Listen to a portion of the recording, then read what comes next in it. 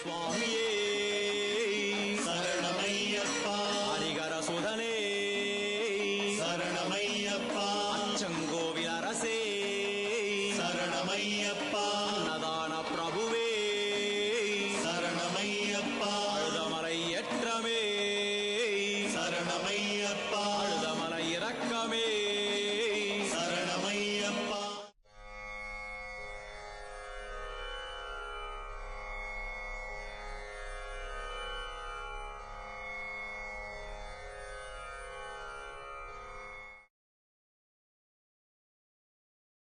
ஓம் சரணம் சரணம் குருவாயூரப்பே விஷ்ணுவர்தன மகாசக்தி ரூபானாம்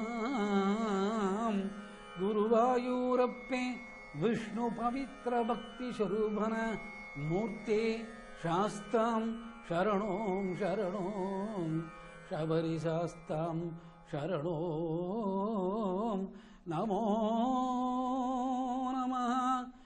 ஆக 26வது ஸ்லோகம். இந்த 26வது ஸ்லோகத்தோட மைய கருத்து. இந்த மைய கருத்துக்குள்ள என்ன பெரிய மகான்களும் சித்தர்களும் அனுபவிக்கக்கூடிய ஒரு மைய கருத்து. குருவோட அனுகிரகத்தில் எப்படி எந்த காலத்தில் எங்க பிறக்கணும், யார் குருவா வரணும், நல்லா கவனிக்கணும். குருவை அவர் இஷ்ட. ஆனா இங்க அப்படி கிடையாது.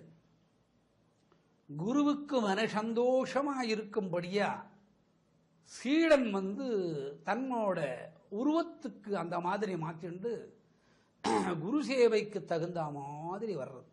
அப்போ யார் யார் எதிர்பார்த்திருப்பா பாருங்க. சீடனை குரு எதிர்பார்த்துட்டு இருக்கிறார். இதுக்கு விபவ குரு பக்தின்னு பேர். விபவான்றது சரணம், முன் சரணம். குருவுக்கு 2வது சரணம். மலைக்கு சரணம் சொல்லிட்டே வர்றா. அவளுக்கு குரு தகுதியும் ஐயப்பனோட சீடன் தகுதி. அநேக பேர் ஆண்களாத்தான் இருப்பாங்க. ஒரு 50 வயசுக்கு மேலப்பட்டவங்க தான் பொண்களா வருவா. ஆனால் பிறந்த நாள் முதல் அவங்க இறக்கிற நாள் வரைக்கும் அந்த மானுஷாலய பெண்ணா இருந்தா கூட அவளை குருவா ஐயப்பன் ஏத்துக்கிறார். அவர் சீடனாகிறார். இது எந்த விதமான தாத்பரியத்திலையும் இல்லை. எந்த இதுல அப்போ சீடன் மேலே யாருக்கு அக்கறை வரணும்னா குருக்கு அக்கறை வரணும். இங்க குரு யாரு? இருமுடி எடுத்துட்டு போறாளே அவாதான் குரு. அப்படியே தலைக்கீழ மாறுடுத்து இந்த விஷயம். அதுக்கு ஒரு நேர் உதாரணம் என்னன்னு கேட்டா, இப்ப 3 தெய்வங்கள் இருக்கு. பிரம்மன் இருக்கார், விஷ்ணு இருக்கார், சிவன் இருக்கார். காலத்தின் அளவில் அதிகமா மக்களோடு இருக்கிறது விஷ்ணு. அவதார நோக்கங்கள்ல அவருடைய காவியங்கள் இப்ப உலகத்தில் வருது. ஒன்னுத்த ரசிச்சு பார்த்தாதான் ஒருத்தரை நம்ம எடுத்துக்க முடியும். அதுல ரொம்ப அழகா இருக்கிறது மகாலட்சுமி. எங்க போறேன்னு கேட்டாங்களா அவங்க. இதோ வர்றேன்ட்டு போனார். நான் உனக்கு முக்கியம் இல்லையா, நீ கூட தான் முக்கியம். சண்டை வந்துடுத்து. கடைசியில் சொன்னாராம், என்னோட சீடன் தான் முக்கியம், அடுத்தது நீ. அந்த அம்மாவுக்கு கோபம் வந்துடுத்து மகாலட்சுமிக்கு.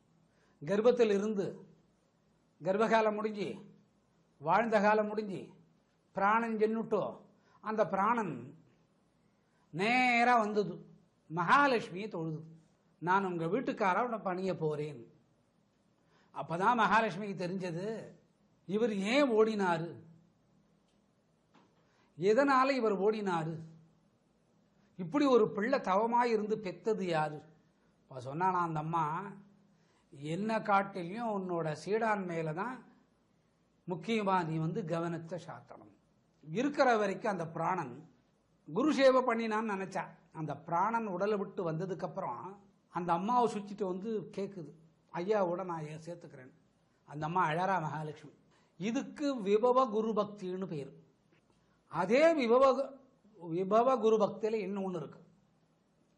உயிர் உடல் எல்லாம் பஞ்சபூதங்கள் இருந்து பிராணன் பெருமாளை சேவிச்சுட்டு ரிட்டர்ன் வர்றதுக்கு விபவ குரு பக்தி. உயிர் போகாது, மரணம் வராது, உடலை தீண்டாது. மண்ணு காத்து பஞ்சபூதங்கள் தீண்டாது. ஒரு காலம் அந்த உடலை நீங்க குழி தோண்டு புதைக்கிறீங்க, அப்படியே இருக்கும். இதுதான் உண்மை. அந்த அப்படியே இருக்கக்கூடிய உடலுக்கு விஷ்ணு வர்த்தனான்னு பேர். இன்னொன்னு இருக்கு, மகரிஷிகள்ல நாரத மகரிஷி இருக்கார்.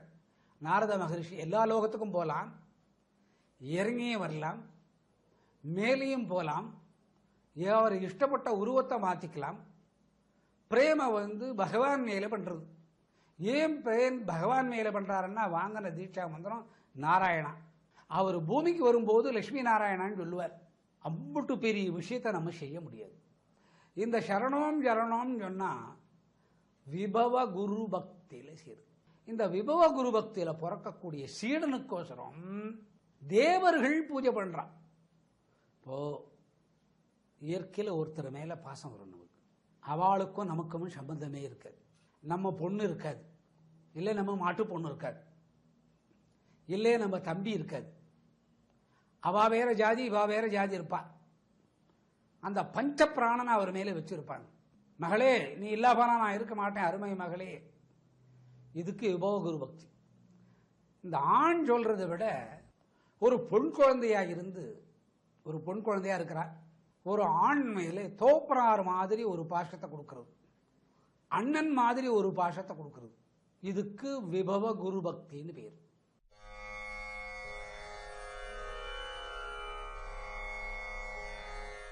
அந்த முன் பிறந்த பெரியோர்கள் பல காலமா யாரை தியானம் பண்ணியிருக்கிறாங்கன்னா, முதல் தியானம் சிவனை, அடுத்தது இறந்தவங்க, அதுக்கு முன்பிறவில் இருக்கிற குரு. இதெல்லாம் பண்ணினாதான், ஐயோ ஒரு வாய் சாப்பிடுவாரோ, இன்னும் சாப்பிடலையே, வீட்டுக்காரனுக்கோசரம் இல்லை, தான் பெத்த பையனுக்கோசரம் இல்லை, தன்னோட மகளுக்கோசரம் இல்லை, பஞ்சப்பிராணம் தனிப்பட்ட ஒரு நபர் மேலே வச்சு அவருக்கோசரம் மனம் ஏங்கிறது. அப்படி ஏங்குற காலத்தில் அதுல விகாரம் இருக்காது. அது விபவ குரு பக்தி. விபவாவுக்கு ஒரு சரணமும் குருவுக்கு அடுத்த சரணமும். இதுல சீடனுக்கு முதல் சரணம், ரெண்டாவது குருவுக்கு சரணம். அது அப்படியே நீங்க தலைகீழ மாற்றுண்டேலன்னா, அவன் சொல்றான் இந்த சரணம் 26வது ஸ்லோகத்திலே, ஐயப்பன் சொல்றான், எங்க குருமார்களே வாங்க, இந்த சீடனை பாருங்க, எனக்கு ஒரு உத்வேகத்தை கொடுங்கோ. அவர் எல்லாம் சொல்றாரு, குரு இத்தனை குருமார்கள் வர்றீங்க, இந்த புண்ணிய படி ஏறி வர்றீங்க, நான் உங்களுக்கு சீடன். இதுக்கு விபவ குரு பக்தி.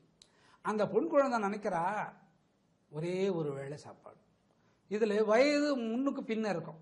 ஒரு சிலருக்கு குருவை விட வயசு ஜாஸ்தி இருக்கும், ஒரு சிலருக்கு குருவை விட வயசு கம்மி இருக்கும், இன்னும் கம்மியா இருப்பா. சரி, அவர் சாப்பிடல. அந்த உள்ள இருக்கக்கூடிய பஞ்சபூதங்கள்ல குருதிக்குள்ள, குருதின்னா ரத்தம், இந்த ரத்தத்தை மெயின்டெனன்ஸ் பண்றது யாருன்னா குரு பகவான். அந்த குருதிக்குள்ள சேரும்போது இந்த டயாலிசிஸ்ன்னு சொல்லுவாங்க. அது எங்கெங்கயோ போய் டயாலிசிஸ் ஆகணுமா. ஹார்ட் ஒரு டயாலிசிஸ், கிட்னி ஒரு டயாலிசிஸ். இந்த குரு உள்ள போய் இந்த நினைப்பு வந்த உடனே ரத்தம் தன்னால டயாலிசிஸ் ஆயிடுது உங்களுக்கு. அந்த அன்னத்தை பார்த்து அப்படி ஒரு ஏக்கம் ஏங்கும். சொந்த தகப்பனா இருந்தா கூட அந்த அளவுக்கு மனம் உருகாது, சொந்த தாயா இருந்தா கூட அந்த அளவுக்கு உருகாது.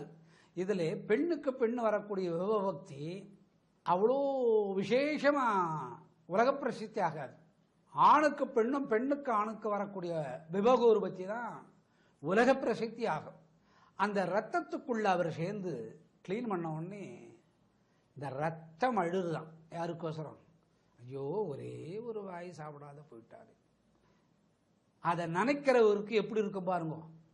ஐயோ இந்த குழந்தை இப்படி இருக்கிறாளே, இருதயம் கோடி முறை வெடிச்சு மறுபடியும் ஒன்னா சேர்த்து, மறுபடியும் கோடி முறை அந்த இருதயம் வெடிச்சு மறுபடியும் அந்த இருதயத்தை ஒன்னா சேர்த்து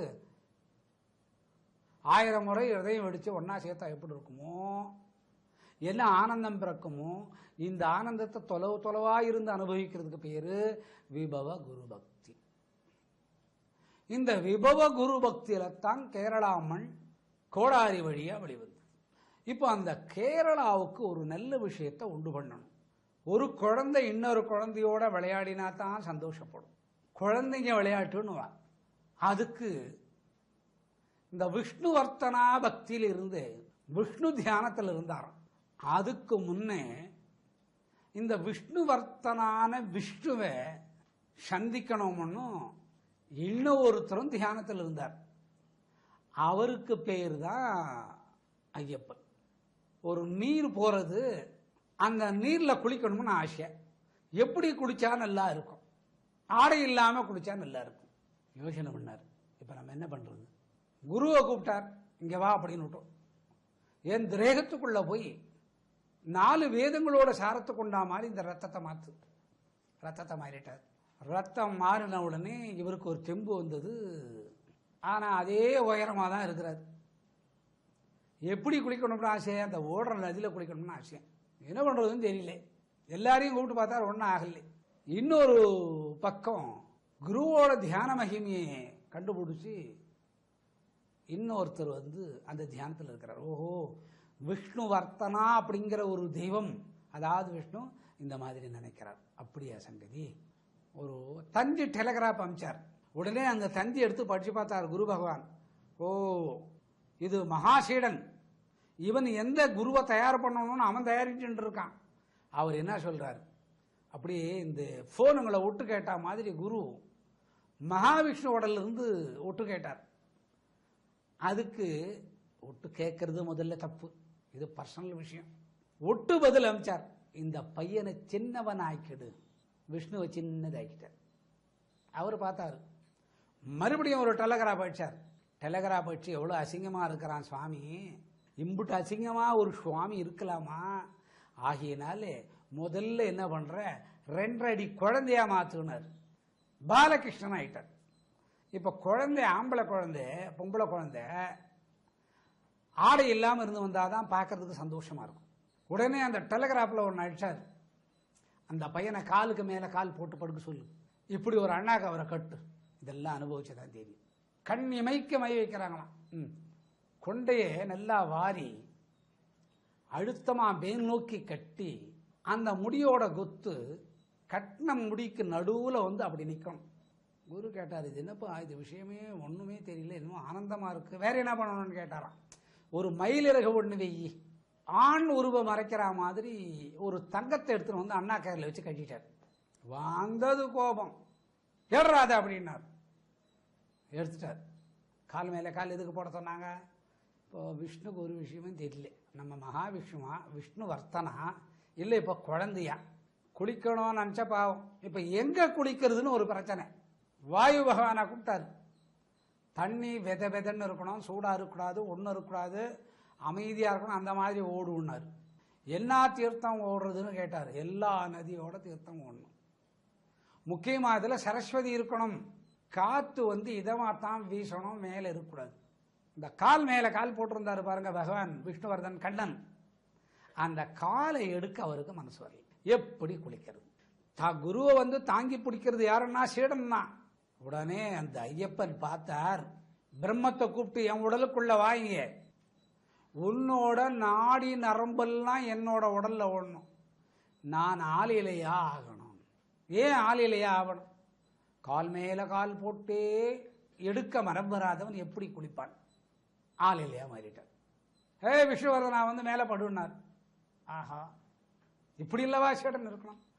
அப்படியே ஆலையிலையா தாங்கி பிடிச்சிட்டார். இப்ப குளிக்கணும். எங்க தண்ணி முதல்ல போகணும்னு ஒரு தீர்மானம், ஆசை பாருங்க, ஒரு ஆசை. அவர் சொன்னாரு, நீ கால் மேல கால் போட்டு இருக்க, முதல்ல உன்னோட பிட்டப்பகுதியை நினைக்கலாமா. அவர் ஜில்லுன்னு ஆயிட்டார். யாரு? மகாவிஷ்ணு. நம்ம இவனை படைக்கிறது தயார் பண்ணா, இவன் நம்மளவில்லையே தயார் பண்றான். இவனை நம்ம சீடனா ஏத்துக்கிறது. நான் தான் உனக்கு குரு, நீ எனக்கு சீடன்.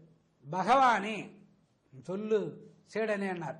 பிட்டத்து வழியா தண்ணியை ஓட்டி முதுவெல்லாம் நினைக்க வைக்கட்டுமா? முதுவெல்லாம் நினைச்சார். முதுவெல்லாம் நினைச்சிட்ட உடனே நனைஞ்சு போச்சு.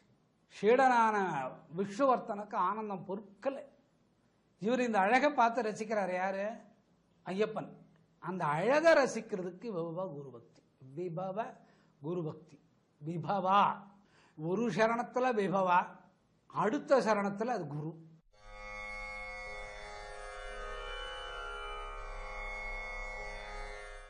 குரு எப்படி இருக்கணும்ன்றத தயார் பண்ணிட்டு தான் எப்படி பிறக்கணும்னு ஷீடன் தயார் பண்ணிக்கிறது. அவருக்கு ஒரே குஷி. ரைட், உன்னோட உருவத்தை எனக்கு காட்டுனார். யார் சொன்னது? விஷ்ணுவர்த்தன மகாவிஷ்ணு. அவர் பார்த்தார், அவர் மாதிரியே குழந்தைய வந்துட்டு. நீ எப்போ இந்த மாதிரி ஆனே? நீங்க 3 பேர் இருந்ததுனால வந்த 9 தான் இது. நீ எங்க பிறக்க போற, நான் எங்கேயாவது பிறந்துக்கிறேன். என்னோட பிறப்பு சிறப்பா நடக்கணும்னா உனக்கு இந்த மாதிரி விபவ குரு பக்தி பண்ணினா என்னோட பிறப்பு சிறப்பாகும்னா. இதை கேட்டாரோ இன்னும் குழந்தை கையாட்ட ஆரம்பிச்சது. கையாட்ட ஆரம்பிச்ச உடனே ஒரு காலை அழுத்தி பார்த்தது. ஒரு காலை அழுத்தி பார்த்த உடனே தண்ணிக்குள்ள இலை உள்ள போகல, தானம் உள்ள போகல. பெருமாளுக்கு சந்தோஷம் தாங்க முடியல. விஷ்ணுவர்தன் அப்படின்னு சொல்லக்கூடிய பெருமாளுக்கு சந்தோஷம் தாங்க முடியல. இந்த 2 கை சும்மா தானே இருக்குது. புல்லாங்குழல் எடுத்து வாசிச்சார். யாரு எங்க படுத்துட்டு இருக்கார்? இலை மேல படுத்துட்டு இருக்கிறார். எல்லா விதமான ராககர்த்தா அவர் தான். இந்த புல்லாங்குழல் வாசிச்ச உடனே ஆனந்தம் இந்த ஐயப்பனுக்கு பொறுக்கல. ரசிக்கிறார். யார? இந்த புல்லாங்குழல் வாசித்தார், ரசிக்கிறார். அந்த புல்லாங்குழல் வாசிக்கிறவர் இவர் ரசிக்கிறார். ஆஹா, நம்மளை இந்த மாதிரி யாரும் படுக்க வைக்க மாட்டாங்க. உடனே அந்த காத்தா கூப்பிட்டார் இந்த ஐயப்பன். நீ தண்ணிக்குள்ள போகணும், இந்த மியூசிக் இன்ஸ்ட்ருமெண்ட்டோட அந்த சவுண்டோட உள்ள போனானா. உடனே அந்த காத்து சொல்லிச்சான், நான் உள்ள போனா முட்டை முட்டையா புழுக்கு புழுக்கு புழுக்குன்னு மேலே வரும்னாராம். அது எப்படி புழுக்கு புழுக்கு புழுக்கு புழுக்குன்னு மேலே வருதுன்னு பார்க்கலாம் அப்படின்னாரு இதுக்கு ஐயப்பன். நீ உள்ள முக்கி உள்ள போ. உள்ள முக்கினார், அவ்வளவுதான். போன உடனே அதனோட சத்தம் வெளியில வரல. எங்க போகணும்னு அது கேட்டது. வாயு புத்திரனோட வாகனமா வச்சு நேரா சிவன் இருக்கிற இடத்துக்கு போனா அவர் எங்கேயோ தபஸ் இருக்கிறார். அவர் காதாண்ட போய் சுத்தி வா. இதெல்லாம் குரு பண்ணணும். இந்த வேலையை சேடன் பண்றான். அந்த சிவன் அந்த ஜலத்திலிருந்து அப்படியே எழுப்பிட்டார். அந்த ஜலத்திலிருந்து எழுந்து வெளியே வந்தார். என்ன இங்க நடக்கிறது? என் யோகத்தெல்லாம் கழிச்சுட்டேன். புல்லாங்குழலியோட ஒரு இடம் நின்னது. நின்ன உடனே சொன்னாராம், இவருக்கு எங்க நிற்கிறோன்னு தெரியல, ஆனந்தம். இதுக்கு விஷ்ணுவர்த்தன மகாசக்தின்னு பேரு. லக்ஷ்மியை கூட அப்புறப்படுச்சுட்டோ ஷீடனுக்கு முதல் இடத்தை கொடுக்கறதுக்கு விஷ்ணுவர்த்தனான்னு பேர். பிராணன் போயிட்டு அம்பாள் கிட்ட கேட்டு ஐயனை தரிசனம் பண்றேன்னு சொன்னா விஷ்ணுவர்த்தன பக்தி. இந்த மாதிரி ஒரு பக்தியை பெண்ணினத்தால கூட புரிஞ்சுக்க முடியாதுங்கிற ஒரு மேலோட்டமான பகுதி. பெண்ணுக்கு தான் இந்த விபவகுரு பக்தி சேரும். இது கண்ணனும், அதாவது மகாவிஷ்ணும் லக்ஷ்மியும் தெய்வத்து சக்தி. அவ பிரிஞ்சு இருக்க முடியாது. பிராணன் பிரிஞ்சு ஒரு சில நேரத்தில் உயிர் விட்ட பிராணன் மகாலட்சுமி கிட்ட கேட்டு விஷ்ணுவை தோல்றதுக்கு விபவகுரு பக்தி. அடுத்து பிராணன் மறுபடியும் உடலை போய் சேரும்.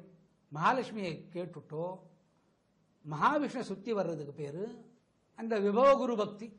இந்த தத்துவம் யாருக்கு இருக்குதுன்னா மகாவிஷ்ணுக்கு இருக்கிறனால விஷ்ணுவர்த்தன மகாசக்தி ரூபனாம். இந்த சக்தியை ஐயப்பனுக்கு கொடுத்துட்றாங்க. நேரா கண்ணன் ஒரு இடத்துல நின்றுட்டார். இங்கே நீ நில்லு, புல்லாங்குழல வாசிண்டே இரு. புல்லாங்குழல வாசிக்கிறது ஐயப்பனா இருக்கிற என்னோட மலைக்கு கேட்கணும். நானும் பிறந்து வளர்ந்து அங்க போய் செட்டில் ஆயிடுவேன். நான் பிறக்கிறதுக்கு முன்ன உன்னை இந்த மாதிரி பண்ணணும். குரு வாயூர் உனக்கு அப்பே எனது, நான் உனக்கு அப்பன். யாருக்கு அப்பன்? குருவாயூருக்கு யார் தோப்பனார்? ஐயப்பன் தோப்பனார் ஆயிட்டார். குருவாயூரப்பே விஷ்ணுவர்த்தன மகாசக்தி ரூபனாம். விபவ குரு பக்தியை பெண்கள் தான் கர்ப்பத்தில் குழந்தை இருக்கும் போதே அனுபவிக்கிறார். அப்போ அந்த கர்ப்பப்பையே விபவ குரு பக்தி. அந்த கர்ப்பப்பையே ஆளிலை, அதுக்குள்ள இருக்கக்கூடிய பெருமாள் பனிக்குடம். இப்ப பாருங்க, இதுல இருக்கிற எல்லா பிரச்சனையும் தீர்ந்துருது. பனிக்குடம் பிரச்சனை. இந்த பனிக்குடத்தோட சேர்ந்த அந்த டியூப் குழந்தைக்கும் தாயாருக்கு இருக்கும். அது சில நேரத்தில் அந்த பனிக்குடத்து தகராறால குழந்தையோட கழுத்தை சுத்திக்கும். சில நேரத்தில் குழந்தை இறந்துடும். சில நேரத்தில் இந்த பனிக்கட்டி, இந்த பனிக்குடம்னு சொல்றாலோ இல்லையோ, அது சரியா மலராது. குழந்தை பிறக்கிறதுக்கு முன்னே அது மலர்ந்துடணும். அப்பதான் அந்த பெண்குறி வழியா லைட்டா ப்ளீடிங் வரும். அது ஒரு 1 மணி நேரம் 2 மணி நேரம் இல்லை 2 நாள்ல சுகப்பிரசவம் ஆயிடும். அது சரியா வரலைன்னா ஆப்ரேஷன் பண்ணி எடுப்பான். அதை லாஸ்ட் மினிட்ல தான் டாக்டருங்க சொல்லுவாங்க. அது வரைக்கும் அவங்களோட மருத்துவ உலகத்தில் போராடி அந்த குழந்தைய சுகப்பிரசவமா பண்ணணும். இப்ப இந்த விபவ குரு பக்தின்றது டாக்டர் அம்மா வராங்க, டாக்டர் ஐயா வராங்க, அவளுக்கே தெரியாது. இது